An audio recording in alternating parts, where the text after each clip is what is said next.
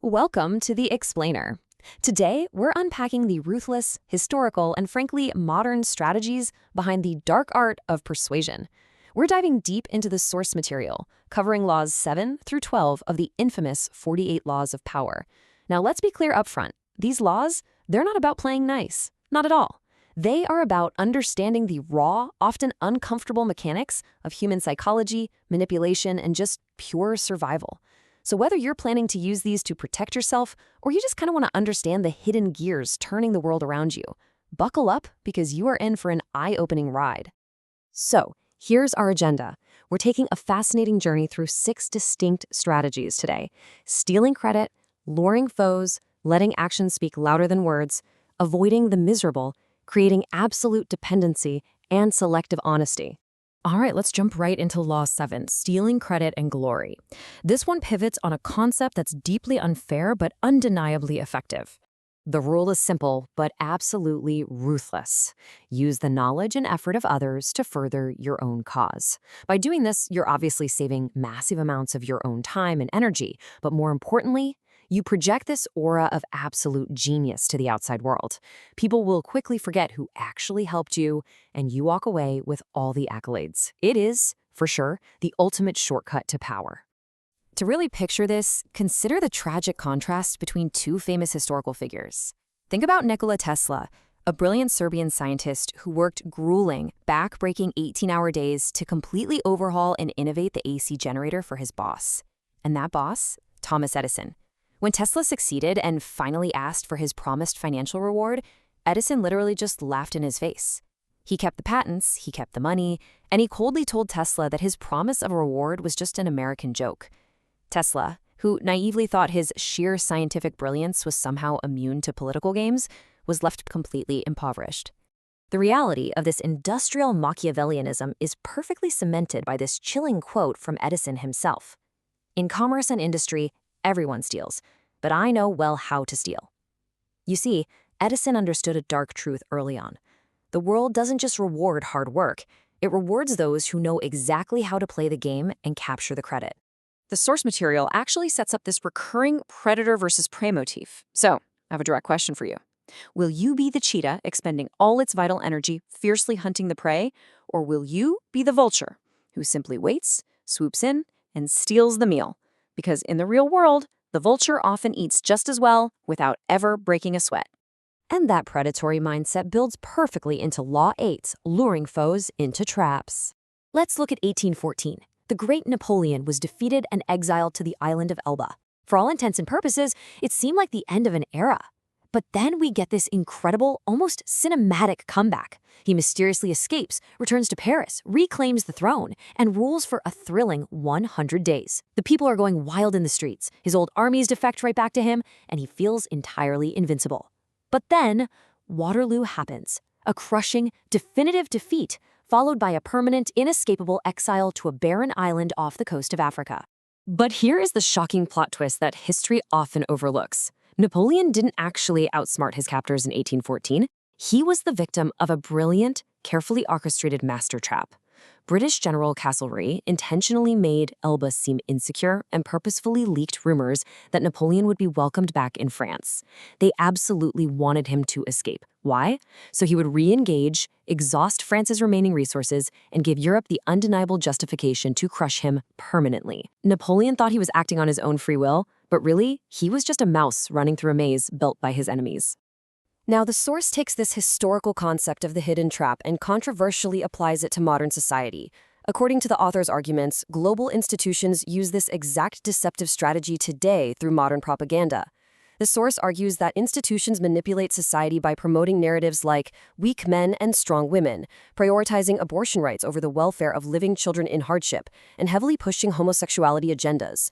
The author's perspective here is that people adopt these ideologies genuinely believing they are exercising free will, while actually falling into a massive, orchestrated psychological trap designed entirely to control society. Moving from grand societal traps to interpersonal conflicts, we hit Law 9. Actions speak louder. Let's go way back to 331 BC. A Roman consul named Mucianus was besieging a city and ordered a large mast to be sent to him so he could build a battering ram. An engineer back at the shipyard knew that, scientifically speaking, a smaller mast would actually make a much better, stronger battering ram. So, trying to be helpful, he sent the small one. When the furious consul demanded an explanation, the engineer stood his ground. He argued the science and the logic. And honestly, he was 100% factually correct. But he was dealing with a superior whose pride was insulted. The result? The consul had the engineers stripped and whipped to death. The takeaway here is absolutely crucial. Never argue with power. Prove your point through actions, not words. The engineer should have just sent the large mast, let it fail, and then silently offered the better solution. Which brings us right to Law 10, avoiding the miserable. Consider the historical path of Lola Montez. She was a woman who seemingly attracted endless tragedy, but in reality, she manufactured it everywhere she went. In 1840s Paris, a highly successful publisher tried to save her and help her career. She dragged him into her chaos, and he ended up dead in a duel. But she didn't stop there. She moved on to King Ludwig of Bavaria, completely infected him with her toxic drama, and ultimately caused a sweeping revolution that destroyed his entire reign. The lesson here is that toxic, perpetually miserable individuals spread their chaos like a virus to everyone who tries to help them. You cannot save them. You can only catch their disease. Next up is Law 11, cultivating absolute dependency. During the Italian Renaissance, a highly skilled mercenary saved the city of Siena from total destruction. Now, the city was overwhelmingly grateful, but they had a massive problem. They couldn't afford to pay him what he was truly worth. And keeping a powerful, popular mercenary around was incredibly dangerous for the ruling class. So what did they do? They executed him and then declared him a saint. Problem solved, right? This perfectly proves why you must cultivate dependency, but you must never let your masters figure out how to replace you, or in this specific case, how to eliminate you. You have to remain the only person who can deliver the service. The source takes this law of dependency and applies it to a highly controversial critique of modern medicine, specifically targeting big pharma. The material points out that there are 19 million cancer cases annually. It argues this massive number is actively fueled by our daily environment, things like plastics, pesticides, and GMOs. But the darkest claim the source makes is that the global medical industry operates entirely on this law of dependency. They argue that big pharma prioritizes developing highly profitable lifelong treatments rather than actual cures. Because, after all, why cure a patient and lose a customer when you can keep them dependent on expensive chemical treatments for the rest of their lives? We pivot now to our final law, Law 12, disarming with selective honesty. $50,000. Now, in 1926, that was an absolute fortune. And that is exactly what a smooth-talking con man named Victor Lustig asked for when he walked right into the headquarters of the most ruthless, paranoid, and deadly mobster in America, Al Capone. Lustig promised Capone he could double that money in 60 days. Capone, despite his legendary paranoia, actually handed it over. So 60 days later, Lustig returned, but he didn't have $100,000. Instead, Lustig handed back the exact $50,000, deeply apologizing and admitting that his grand scheme had failed completely. Capone was absolutely stunned. I mean, he was used to dealing with thieves, liars, and murderers who would rather die than give up a single dollar.